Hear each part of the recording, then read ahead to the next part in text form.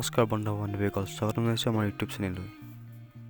আজি মই ক'ম যে আমাৰ গাত জেঠী পৰিলে কি হয়। তেনেহ'লে পলম নকৰি আজি বিষয়টোলৈ আগবাঢ়ি যাওঁ। যদিহে গাৰ বাওঁফালে জেঠী পৰে তেতিয়াহ'লে ভাল হয়।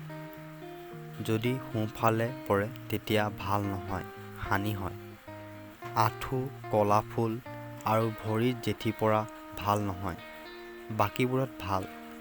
ওপৰৰ পিনে জেঠীয়ে টিকটিকালে ধন ভোগ, পূব আৰু অগ্নিকোণত ভয়, দক্ষিণত অগ্নিভয় আৰু নৌৰিটোত কাজিয়া লাগে। পশ্চিম আৰু বায়ুকোণত নৱবস্ত্ৰ লাভ হৈ শুভ হয়। উত্তৰত স্ত্ৰী লাভ আৰু ঋষানত কোণত টিকটিকালে মৃত্যুবয় ভয় পায়।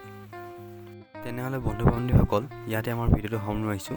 যদি আপুনি ভিডিঅ'টো চাই ভাল পালে লাইক কৰিব, শ্বেয়াৰ কৰিব আৰু কমেণ্ট কৰিব নাপাহৰিব। Thank U.